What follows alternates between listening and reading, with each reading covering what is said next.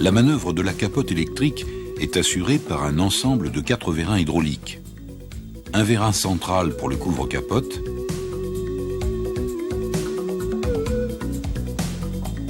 un vérin latéral droit pour l'arceau arrière,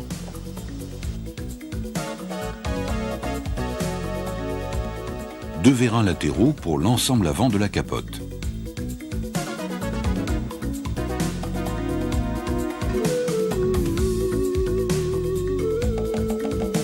Le groupe de commande hydraulique et son calculateur sont situés dans la partie droite du coffre. Il comporte 6 électrovannes associées par groupe de 2. Un premier couple assure le va-et-vient du vérin de couvre-capote. Un deuxième pilote le vérin d'arceau arrière.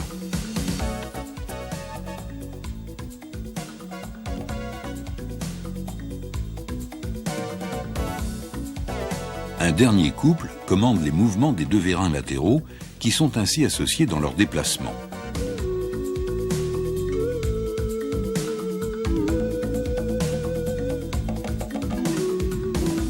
Chaque vérin comporte des contacteurs de fin de course envoyant une information au calculateur. Les conduits hydrauliques sont repérés par des lettres à chacune de leurs extrémités.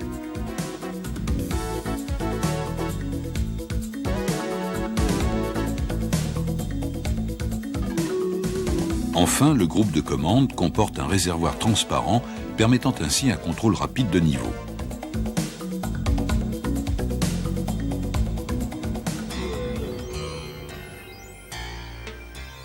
Avant toute intervention, débranchez la batterie. Pour accéder au point d'ancrage, il est nécessaire de déposer les habillages supérieurs ainsi que les panneaux arrière.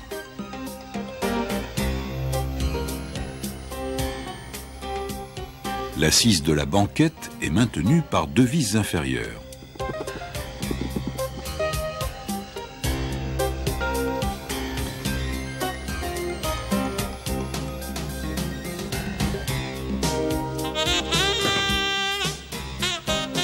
Extraire ensuite les 2 vis de fixation du dossier.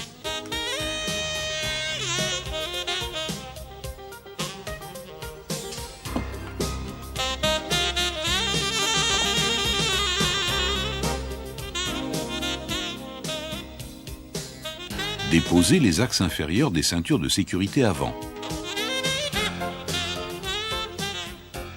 L'habillage supérieur est fixé par 2 vis arrière et une vis avant située dans le joint d'étanchéité. Décoller le joint et déposer la vis avant.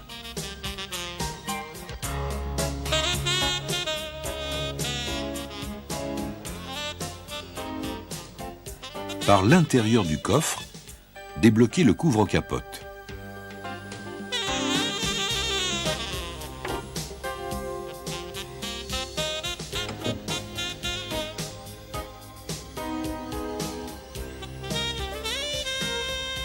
À l'aide d'une sangle, l'immobiliser en position haute.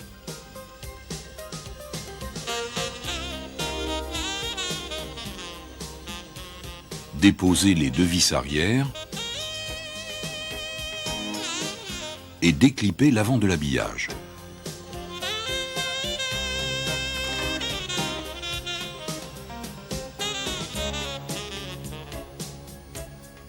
Les panneaux sont maintenus par une vis arrière.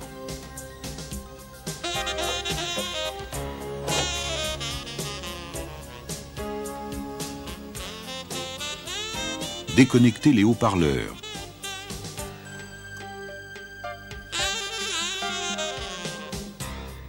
Déposer les fixations inférieures des ceintures arrière. À remarquer, côté droit du véhicule, la présence d'un bornier de masse.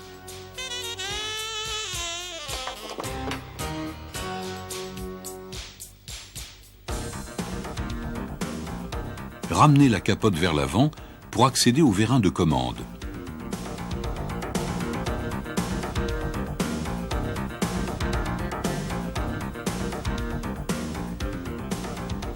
Déclipper et extraire les axes des vérins principaux.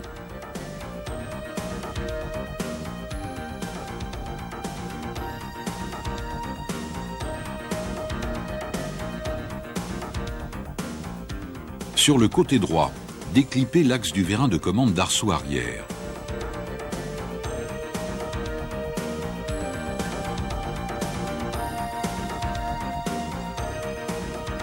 Déposez l'axe inférieur.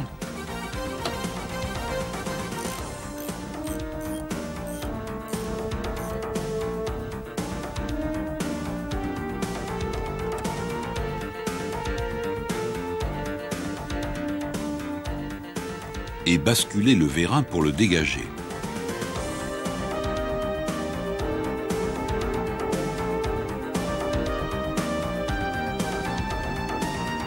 Sur la partie droite de l'armature, déposez le micro-contact de sécurité d'ouverture de capote.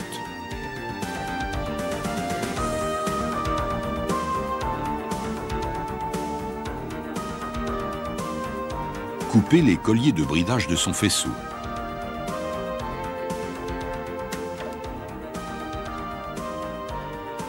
Dans le compartiment de capote, préparez 2 sangles et une protection. Desserrez les 2 vis inférieures des points d'ancrage de l'armature.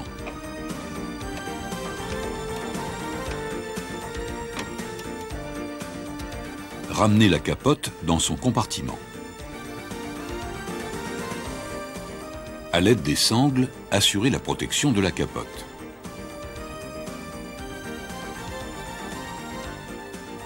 De chaque côté, extraire la vis supérieure.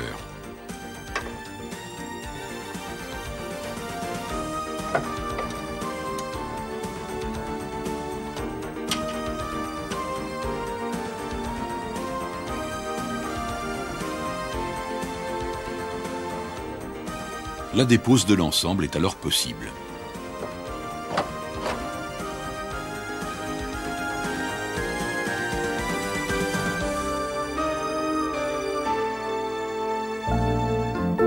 À la repose, mettre en place les vis de fixation supérieure et approcher l'ensemble des 3 vis de chaque côté.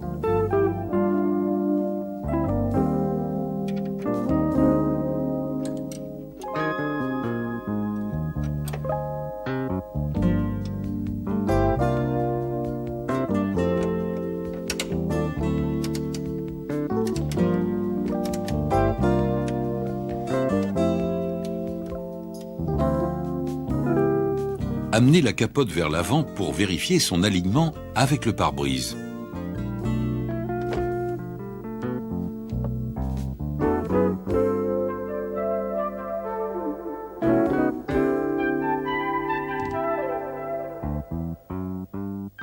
Serrez alors les vis des points d'ancrage.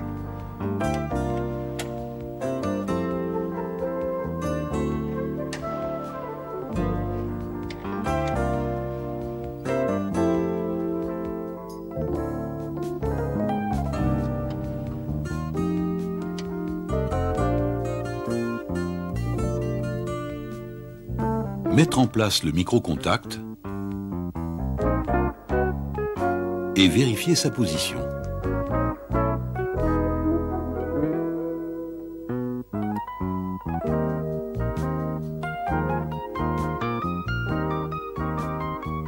Bridez son faisceau en laissant un peu de longueur à chaque articulation du bras de l'armature.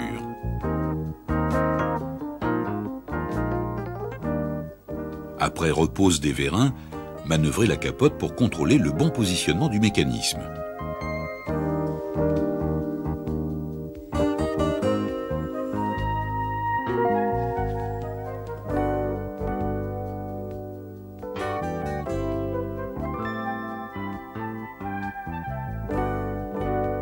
Reposez les différents habillages et la banquette arrière.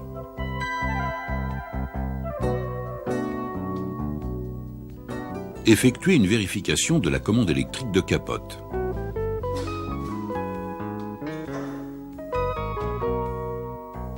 Vérifiez enfin l'étanchéité au niveau du pare-brise et des parties supérieures des vitres en statique et en dynamique.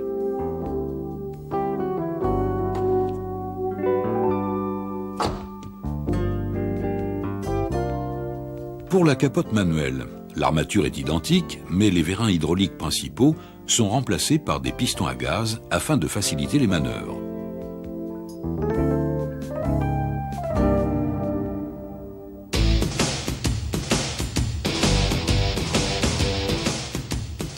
Le cabriolet 306 est équipé en série de vitres teintées électriques. Pour intervenir sur les vitres de custode, effectuez dans un premier temps la dépose de la banquette, déshabillage arrière et du joint lèche-vitre extérieur. Batterie débranchée, déconnectez le moteur de lève-vitre.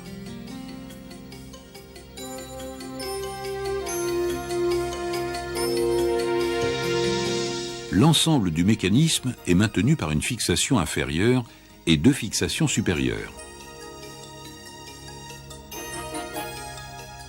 Desserrez l'écrou inférieur.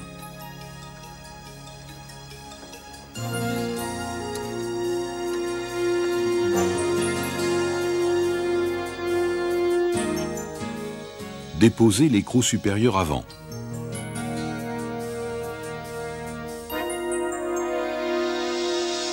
Sur la fixation supérieure arrière, débloquez le contre-écrou. Dévissez jusqu'à libération de l'écrou solidaire du mécanisme.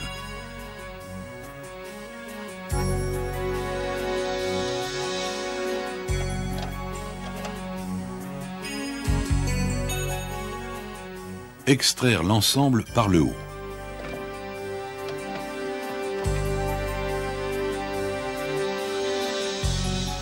La vitre est fixée en 3 points. Pour intervenir sur la vitre principale, déposez la garniture intérieure de porte. Les 2 feuilles d'étanchéité supérieure et les joints lèche-vitre. Positionnez la vitre à mi-hauteur et déposez les 2 fixations du patin de coulisse arrière.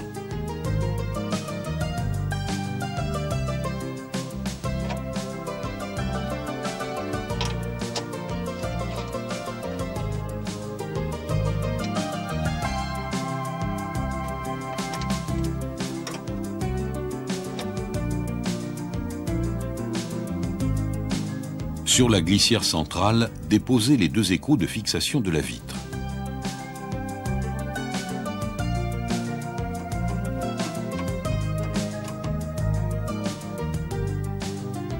Extraire la plaquette par la découpe arrière.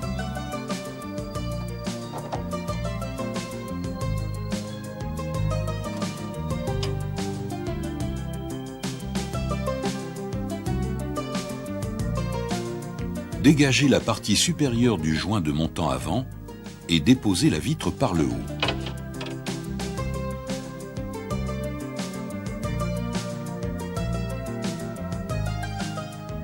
Le moteur du mécanisme est fixé en 3 points. La glissière centrale comporte une fixation inférieure et 2 supérieures.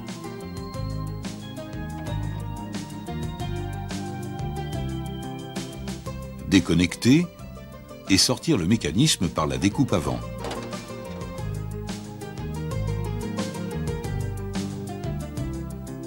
Le guide arrière est maintenu en 2 points.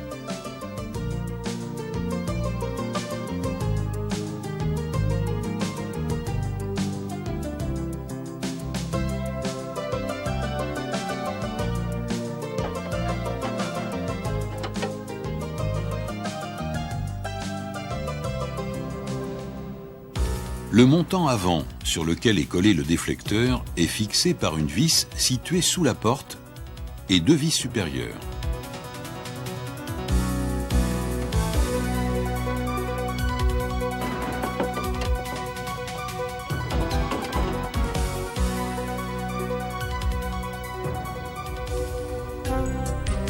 La repose et le réglage des vitres se feront toujours de l'avant vers l'arrière, en commençant par le déflecteur, puis la vitre principale, et enfin la vitre de custode. Le montant de déflecteur comporte dans sa partie inférieure un réglage de hauteur. La vis inférieure permet un réglage intérieur-extérieur.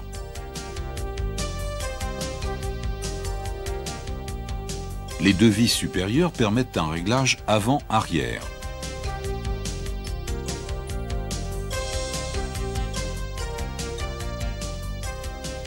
Approchez les vis.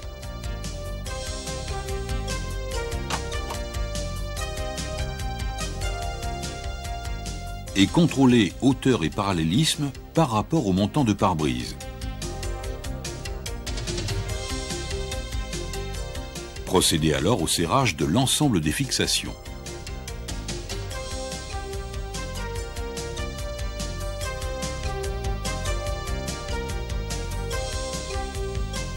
Si les glissières de vitres principales ont été déposées, les remettre en place sans serrer les fixations.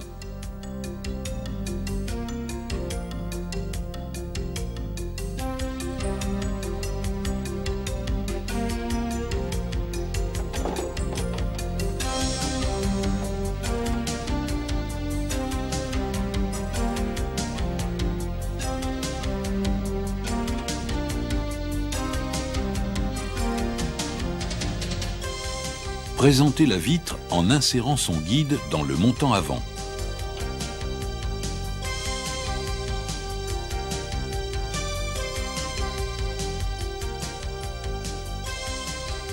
Mettre en place la plaquette de fixation de la vitre.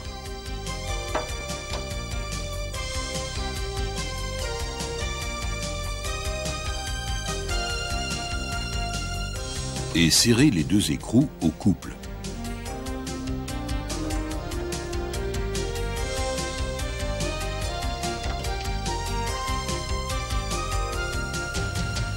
Reposez alors les trois fixations du moteur.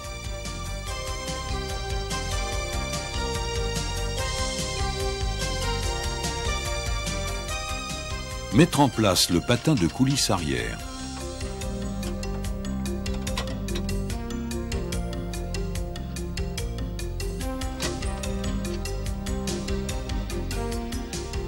Serrer les deux fixations au couple.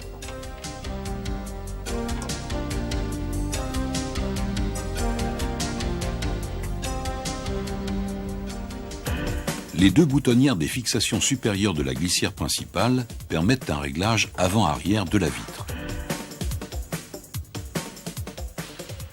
Les fixations inférieures des glissières principales et arrière permettent un réglage intérieur-extérieur.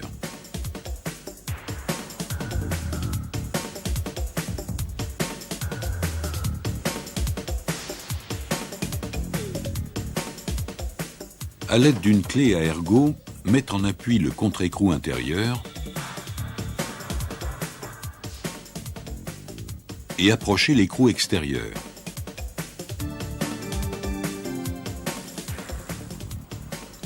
Vérifiez le fonctionnement sans point dur du lève-vitre.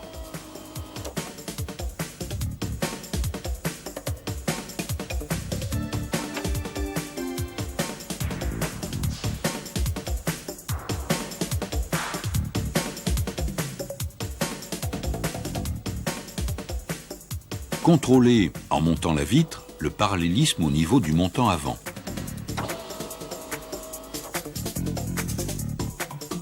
Capote baissée, contrôlez le bon positionnement de la vitre sur le joint ainsi que le passage sous le bord de capote.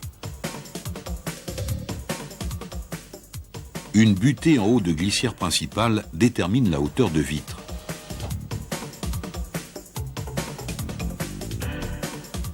Tous les réglages interférant les uns avec les autres, il peut être nécessaire d'effectuer plusieurs passages pour obtenir le bon positionnement.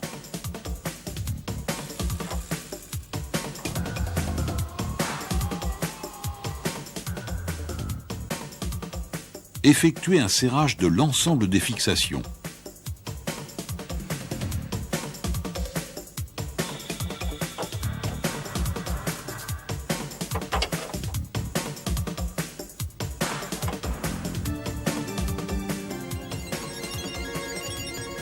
La vitre de custode présente 4 possibilités de réglage.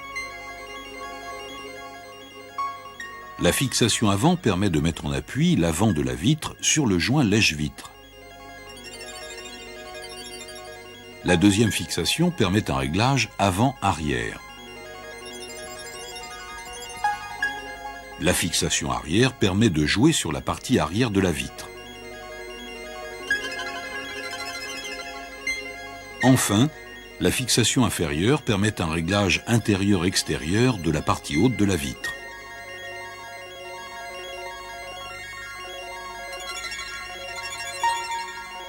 Contrôler le parallélisme et le jeu par rapport à la vitre principale, l'appui du montant de custode sur cette vitre, l'appui de la vitre sur le joint extérieur. Enfin, lors de la fermeture de la capote, vitre levée, vérifier la bonne mise en place de l'ensemble.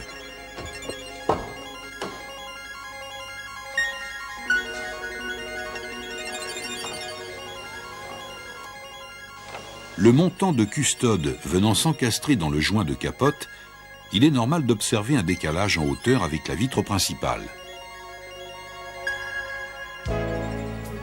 Avant la repose des différents habillages, remplacez systématiquement toutes les feuilles d'étanchéité endommagées à la dépose et obturez toutes les ouvertures.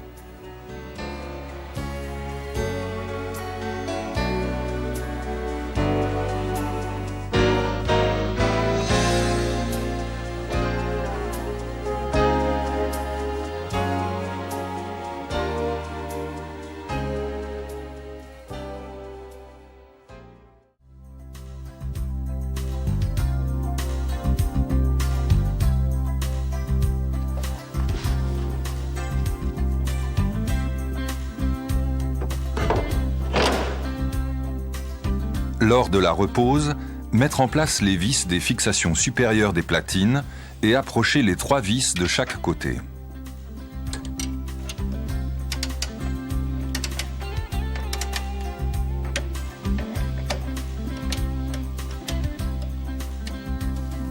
Amener la capote vers l'avant pour vérifier son alignement avec le pare-brise et la verrouiller.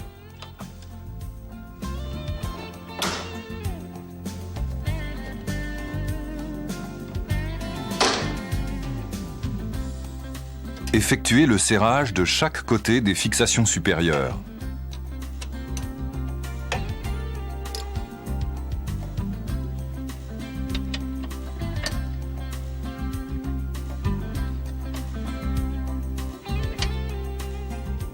Soulever l'arceau avant et relever l'arceau arrière.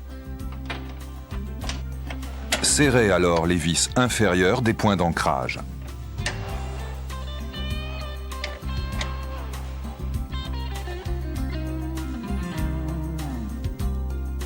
Dans le cas d'une capote électrique, reposez les vérins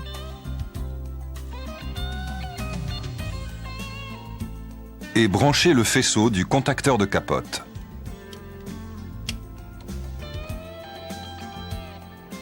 Laissez la capote en tension pendant au moins 24 heures afin qu'elle puisse se stabiliser avant d'entreprendre les réglages. Après ce délai, effectuez le réglage de l'avant de la capote. S'il y a dureté des poignées latérales ou mauvais plaquage de la capote sur le joint supérieur, contrôlez le positionnement des centreurs des poignées dans leur logement. Pour effectuer le réglage des poignées, desserrez les 2 vis.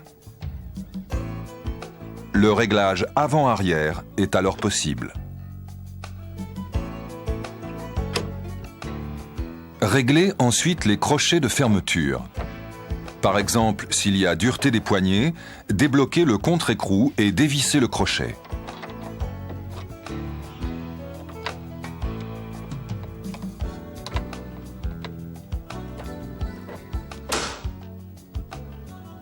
Attention, si le crochet est trop dévissé, le plaquage de la capote sur le pare-brise sera insuffisant.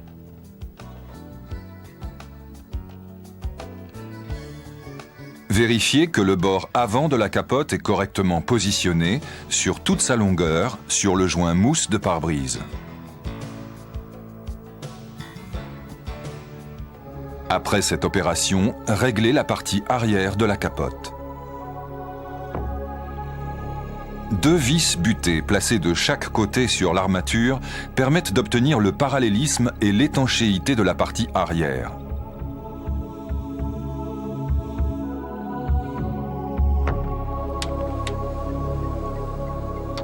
Débloquer le contre-écrou et agir sur les vis pour amener le joint d'arceau en contact franc sur toute sa longueur avec le couvre-capote.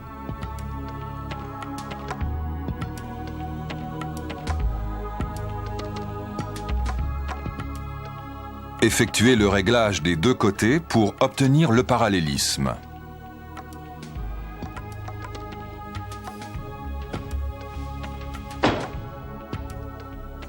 En aucun cas, la toile de capote ne doit être en contact avec le couvre-capote.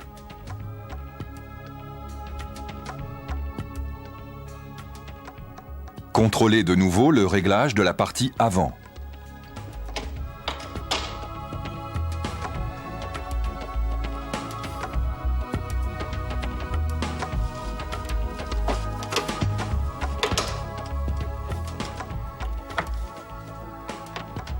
Réglage terminé, les vis de fixation des poignées étant enduites d'agents de freinage, les serrez au couple préconisé.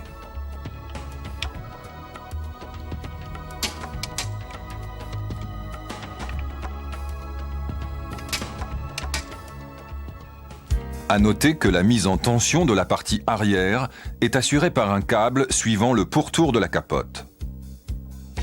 La fermeture de l'avant de la capote met en tension ce câble et assure ainsi le plaquage de l'arrière sur le couvre-capote. Durant cette manœuvre, 2 bras articulés reliant l'arceau principal à l'arceau arrière s'arc-boutent et donnent de la rigidité à la partie arrière. À l'ouverture de l'avant, cette rigidité doit disparaître pour permettre le repliage de la capote. Sur chaque bras, une vis butée, bloquée par une vis transversale, détermine la position des bras, capote fermée. Des butées trop dévissées entraînent un manque de rigidité de la partie arrière, un risque de contact entre bras et arceau, un mauvais déclenchement à l'ouverture. Contrôlez la présence des butées caoutchouc, évitant le poinçonnage du vinyle du couvre-capote.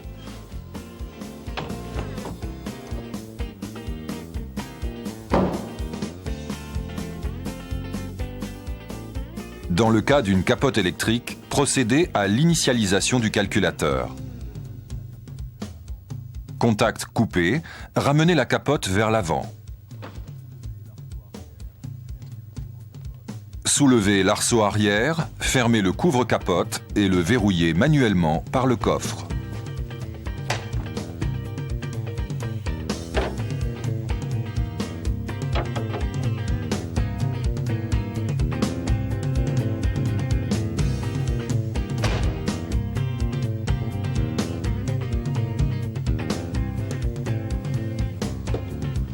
Fermez à l'avant la capote, puis soulevez l'arceau. Mettre le contact et ouvrir électriquement.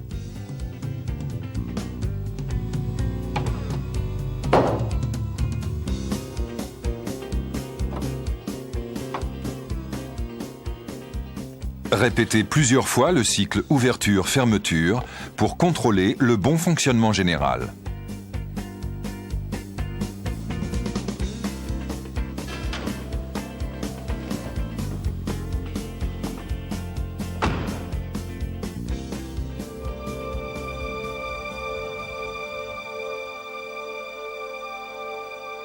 Chaque porte est équipée d'une vitre fixe et d'une vitre coulissante à commande électrique. La vitre de custode est également électrique et son mouvement permet son engagement dans la coulisse de capote. À noter que la dépose de la vitre principale implique la dépose préalable de la vitre fixe pour libérer le patin de guidage.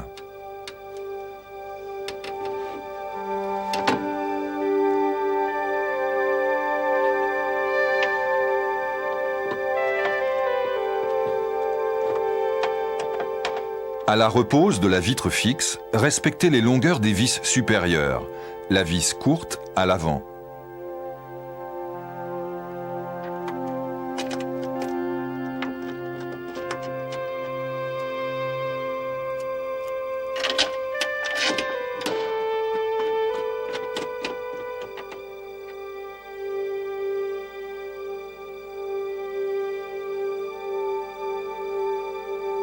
Les portes étant parfaitement réglées, le réglage des vitres se fera toujours de l'avant vers l'arrière, dans l'ordre vitre fixe, vitre principale, vitre de custode.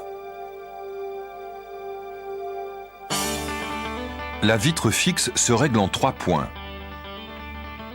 Réglage en hauteur par la vis située en bas du montant de vitre.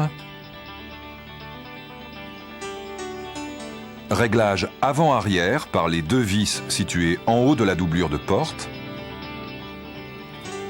Réglage intérieur-extérieur par la vis située sous la doublure de porte. Pour effectuer le réglage, approchez sans les serrer toutes les fixations.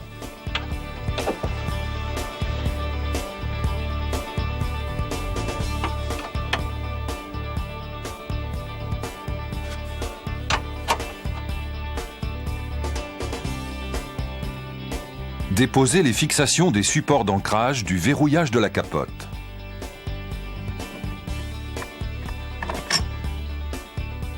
Puis les supports de pare-soleil.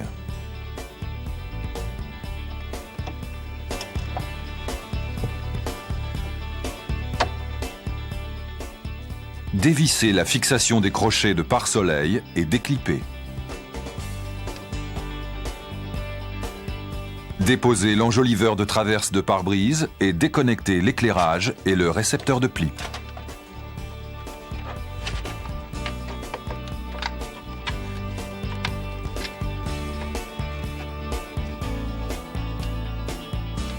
Pour régler la vitre en hauteur, déposez du côté à régler l'enjoliveur de feuillure de montant de baie.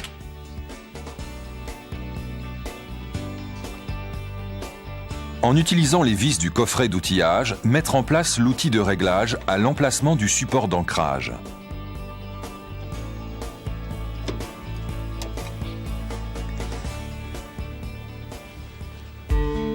Amenez en contact l'angle supérieur de la vitre fixe et serrez la vis du montant.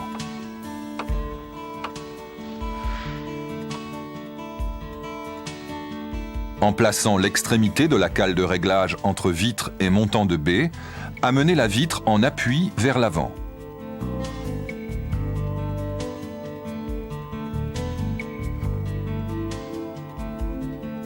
Pour régler le désaffleurement, glissez entre feuillure et vitre fixe la cale de réglage.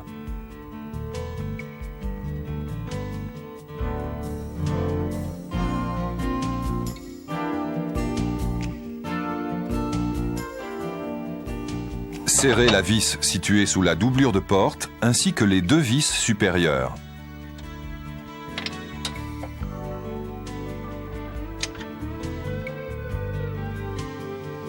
Et contrôlez l'ensemble des réglages effectués.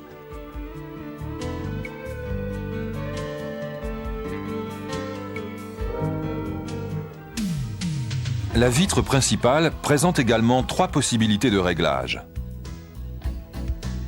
Les 2 boutonnières des fixations supérieures de la glissière de lève-vitre permettent le réglage avant-arrière. Les fixations inférieures de la glissière de lève-vitre et de coulisse arrière permettent le réglage intérieur-extérieur. Elles sont composées d'un palier intérieur réglable de l'extérieur et d'un écrou de blocage. Ce réglage permet d'obtenir le parallélisme entre la coulisse avant, la glissière principale et la coulisse arrière. Mettre la vitre en position basse. Sur la glissière de lève-vitre, mettre en appui l'écrou intérieur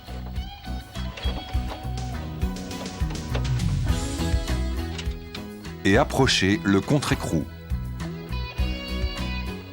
Effectuer la même opération sur la coulisse arrière, tout en donnant à cette coulisse sa bonne position avant-arrière.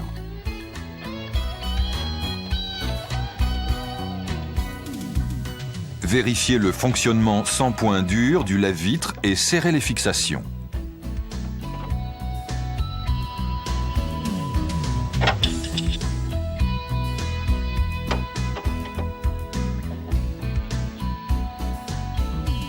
Une butée en haut de glissière de lève-vitre, réglable par l'intérieur de la porte, détermine la hauteur de vitre.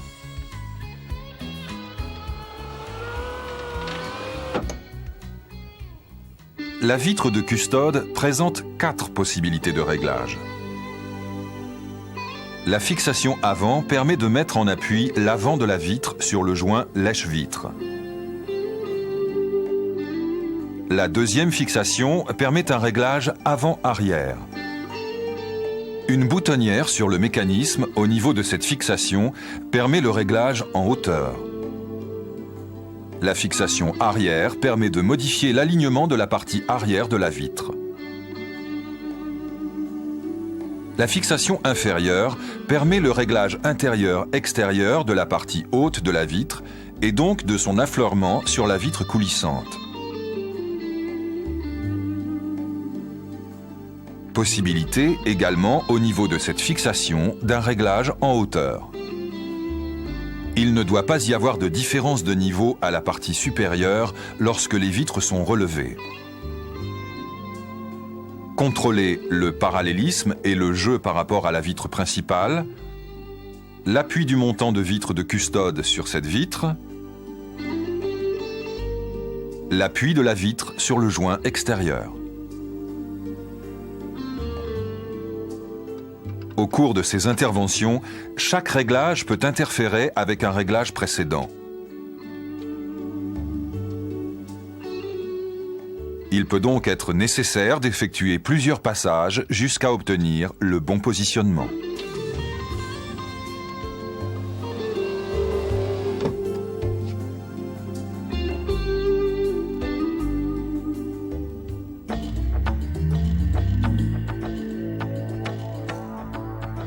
Vitre de custode levée, abaissez lentement la capote pour vérifier que le joint de coulisse vient s'engager sans donner d'à-coup à la vitre. À l'aide d'une pince étau modifiée, effectuez éventuellement un réglage par déformation de la feuillure.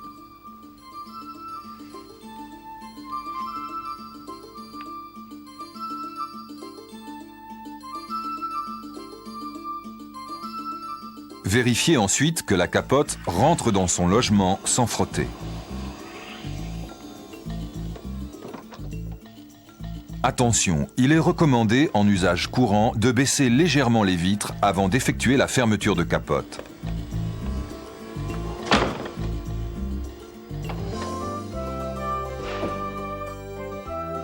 Capote fermée, vérifiez le bon engagement de la vitre dans la coulisse de capote. Pour la vitre principale, s'assurer du contact franc de la vitre sur le joint latéral. Du passage de la vitre sous la lèvre supérieure et le rebord de capote lors d'une manœuvre ouverture-fermeture de la porte. Et du bon positionnement lors de la remontée de la vitre, porte fermée.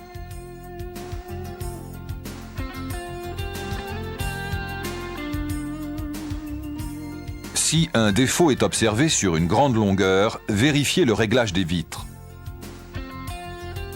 Si le défaut est plus localisé, il est possible d'y remédier en intervenant sur la feuillure. Pour effectuer le réglage éventuel, percez les 2 rivets de fixation du joint.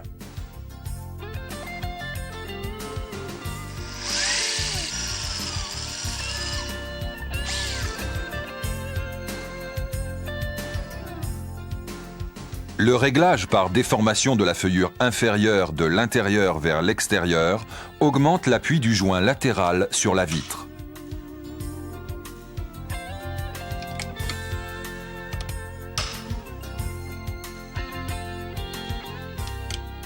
La lèvre supérieure des joints ne doit pas dépasser du rebord de capote et doit coiffer sans contact chaque vitre.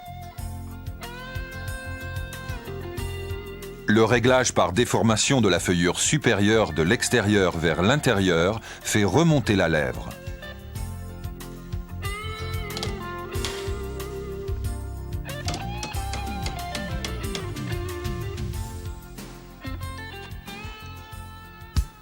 Vérifiez ensuite l'étanchéité à l'avant du joint latéral. À la fermeture, le joint latéral ne doit pas venir chevaucher le joint de pare-brise. Un contact franc doit exister entre le joint mousse de pare-brise et l'extrémité du joint. Réglez en déplaçant le joint.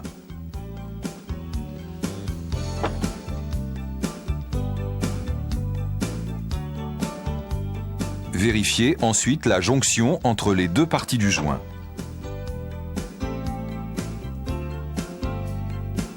Et reposez les deux rivets.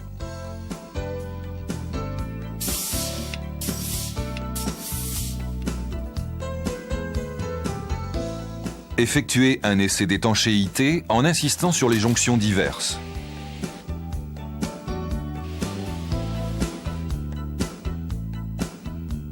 Et faire un essai routier pour détecter les bruits aérodynamiques.